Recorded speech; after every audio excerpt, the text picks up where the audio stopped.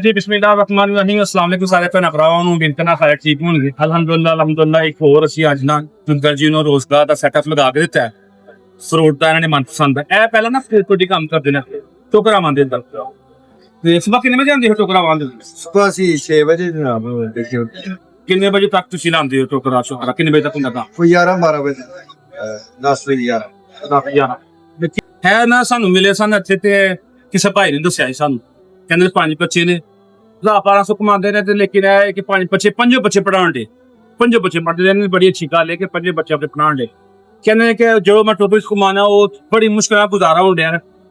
10-11 ਵਜੇ ਤੋਂ ਫਾਰਗ ਹੁੰਦਾ ਵਾ ਚਲੋ ਮੈਨੂੰ ਕੋਈ ਰੇੜੀ ਲੱਗ ਜੇ ਮੇਰਾ ਕੋਈ ਰੋਜ਼ਗਾਰ ਲੱਗ ਜੇ ਦੇਖ ਤੇ ਮੈਂ ਉਹ ਲਾ ਕਰਾਂਗਾ ਉਸ ਤੋਂ ਬਾਅਦ ਨਾ ਮੈਂ 10-11 ਵਜੇ ਤੋਂ ਬਾਅਦ ਮੈਂ ਆਪਣਾ ਫੂਡ ਲਾ ਦਿਆ ਕਰਾਂ ਅੱਜ ਨਾ ਆਪਣੀ ਮਨਪਸੰਦ ਦੇ ਨਾਲ ਆਪਣਾ ਫੂਡ ਭੇਜਿਆ ਕਹਿੰਦੇ ਹੁਣ ਦਵਾਣਾ ਸ਼ੁਰੂ ਹੋ ਗਿਆ ਦਵਾਣਾ ਲਿਆ ਕੁਛ ਇਹਨਾਂ ਨੇ ਕੇਲੇ ਲਏ ਨੇ ਤੇ ਇਹ ਸੇਲ ਕਰਨਗੇ ਤੁਹਾਡੇ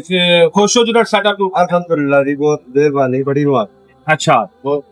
ਨੇ ਹੈ ਜਿੰਨਾ ਵੀ ਤੁਹਾਨੂੰ ਸਿਸਟਮ ਹੈ ਨਾ ਸਾਰੇ ਸਾਡੇ ਅੰਕਲ ਨਸੀਰ ਅਹਿਮਦ ਸਾਹਿਬ ਨੇ ਯੂਕੇ ਮਾਂਚੈਸਟਰ ਇਹ ਤੁਹਾਡਾ ਸਾਰਾ ਕੁਝ ਸੁਣਾਈ ਤਾਂ ਮਿਹਰਬਾਨੀ ਜੀ ਅੱਲਾਹ ਤਾਲਾ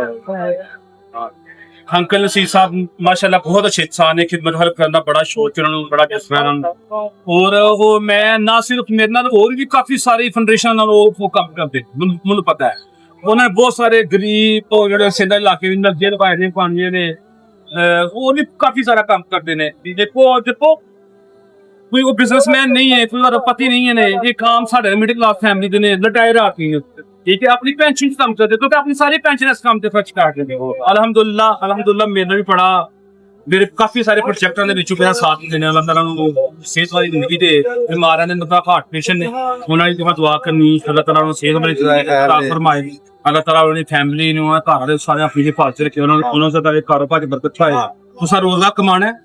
ते उन्हां दी दुआ कर ठीक हो गया दूसरा जेहड़ी रेहड़ी चेंज नहीं कर सकदे रेडी तुसी अपनी मर्जी किसी और जिन्नी दे तुसी कमा खाना तुसी कमा खाओ तुसी नहीं करना काम तो सानू फोन करना है आसान क्या तुहाडी रेडी को ठीक हो गया खुश हो बहुत ज्यादा बहुत मेहरबानी आप भी जहां दुआ करनी है तो सुनना नहीं क्या करना